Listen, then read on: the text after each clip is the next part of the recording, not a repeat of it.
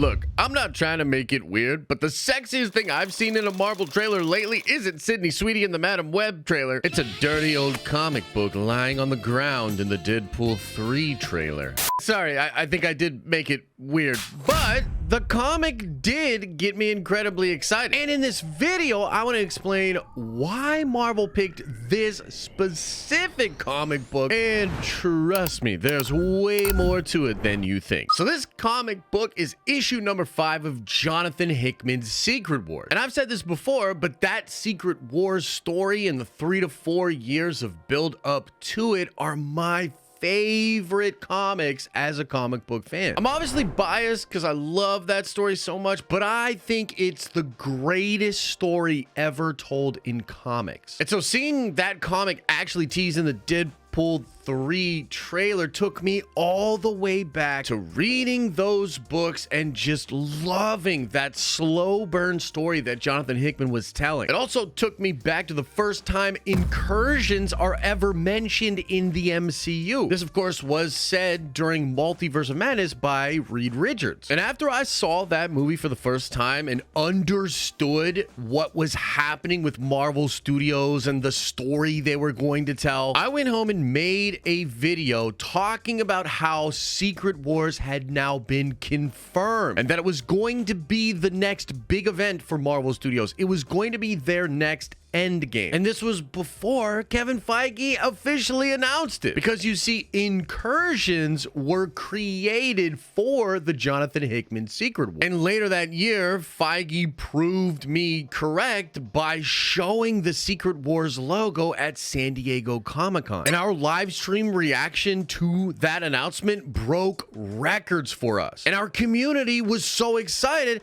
because a lot of us recognize how incredible that Jonathan Hickman comic book story was and the potential for a live action adaptation of said story. And trust me, I acknowledge that Marvel has had its ups and downs and frankly way too many downs, but it is the promise of the live action adaptation of my favorite comic book story ever that keeps me going. And so this dirty comic book lying on the ground is at the very least a wink behind the camera, a tip of the hat, an acknowledgement of the fact that we are still on that track. It's a sign that Hickman's Secret Wars will be a large part of the blueprint for what the MCU does with their Secret Wars. And that's already enough to get me hot and bothered, but there's even more to this Easter egg. And you can kind of see one of the obvious teases just by looking at the cover. This cover is a beautiful painting by Alex Ross that shows Doctor Doom's face on one side and the Beyonder or a bunch of Beyonders on the other side. And this is an incredibly exciting tease, especially when you consider new rumors about Doctor Doom and what he might do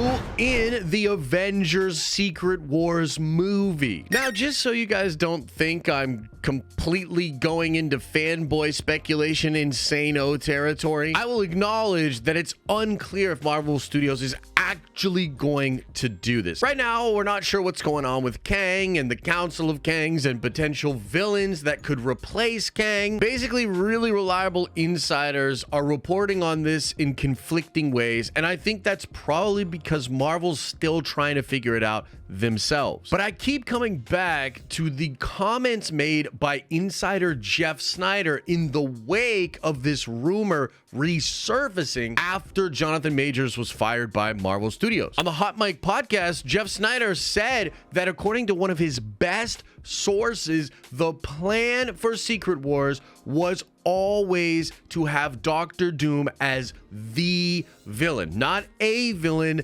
the villain. And Jeff had also made offhanded comments in past podcasts talking about how he thought Doctor Doom would just steal the powers of Kang or the powers of the Beyonder. And many comic book fans thought this was a possibility. After all, Doctor Doom stealing the power of the Beyonder or the Beyonders is essentially a plot in every single iteration of Secret Wars. And funnily enough, it's actually something that is discussed heavily in this exact comic book. Issue number 5 of Jonathan Hickman's Secret Wars is most known for big reveals that happen in a conversation between Owen Reese, the Molecule Man, and Doctor Doom. In their conversation, they recap events that lead to all of the Beyonders being destroyed and all of their power being siphoned away. You see, it's explained that the Beyonders created every universe in the multiverse, and they more or less created these as experiments. But they also created a bomb, a way to blow up all of their experiments at the same time. And that bomb was Owen Reese, the Molecule Man. And so Owen is seemingly created as one being with crazy power that could just blow up everything in the multiverse. And then the Beyonders slice him apart into infinite slices and put those slices into other universes. And at some point, Doctor Doom and Owen Reese both become aware of this, and so they get together and they decide that they must do something about this plan. And their solution is to go back in time and start destroying Owen Reese's in different universes. This ends up not really working, although it does prevent the Beyonders from being able to just blow up the entire multiverse. It does inadvertently start the incursion. So this is when Owen Reese and Doctor Doom come up with a new plan, and this is also when they are joined by Doctor Strange. The TLDR on this is that a lot of people were trying to figure out how to prevent the destruction of the multiverse. Doctor Doom was kind of secretly doing a bunch of stuff, and so was Doctor Strange. Doctor Strange had created an organization known as the Black Priests, and they were going around the multiverse destroying uninhabited Earths to try to prevent the possibility of incursions. But eventually, Doctor Strange realizes he has to join with Doctor Doom, as Doctor Doom is the person that can actually save the multiverse. So then they start creating and or gathering other Owen Reeses, and they gather them all together, creating a bomb. They basically find the Beyonders or summon the Beyonders into their universe, and then use all of the duplicate Owen Reeses to blow up the Beyonders, and then they siphon all of that power. But the power is too much for Doctor Doom to hold all at once, and so it's all held in the receptacle of Owen Reese. He's like a living battery of infinite Beyonder energy that Victor Von Doom uses slowly to go grab up different parts of realities and mash them all together into Battleworld. And in fact, Doctor Doom and his power is the only thing that's holding Battleworld together. And look, I know that got really nerdy, but the main thing you need to understand is that this comic book recontextualizes and explains how Doctor Doom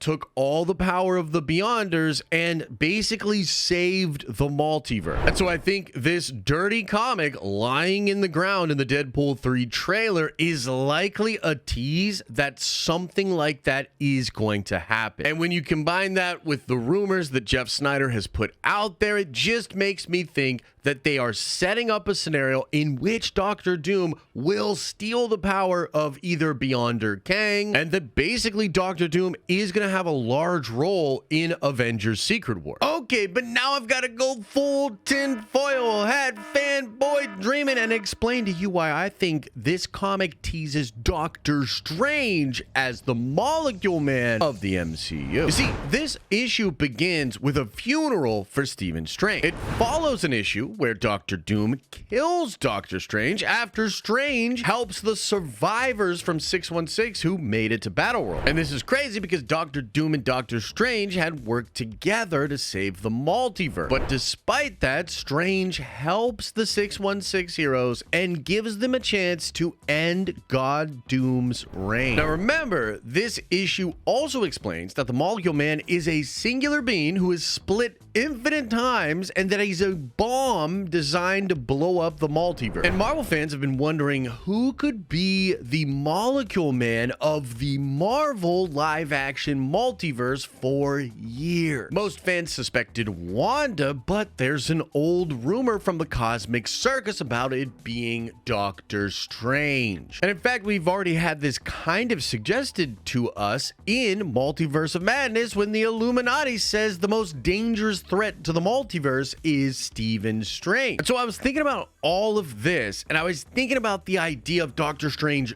dying in the Secret Wars comic, and the fact that Doctor Strange kept having dreams about him dying in the Multiverse of Madness movie. In fact, there's even a leaked concept art of a scene where Stephen would see damn near infinite versions of himself dead in a desert. Basically, I'm starting to think that this comic's here to tease out that Strange dying is connected to the creation of Battleworld, therefore Strange has got to be the Molecule Man. Is Doctor Strange a being that was created by the Beyonder, and that's why he looks the same with all of his variants? Is that why he's the most dangerous threat to the multiverse? And is that why Doctor Strange seems to be involved with a lot of incursion? After all, we do see a variant of Doctor Strange that talks about being defeated and claims to have been going out into the multiverse and killing their variants. And I'll admit that last one's pretty crazy. It's a big stretch, there's a lot of leaps in logic there, but it's just something that I felt like they could be teasing. But overall, I think the inclusion of this exact Secret Wars comic is a huge tease for Marvel fans. Of course, let me know what you think this comic is doing in this trailer. You think it's just a fun Easter egg, or is there something from the plot that Feige's trying to tease out for us fans?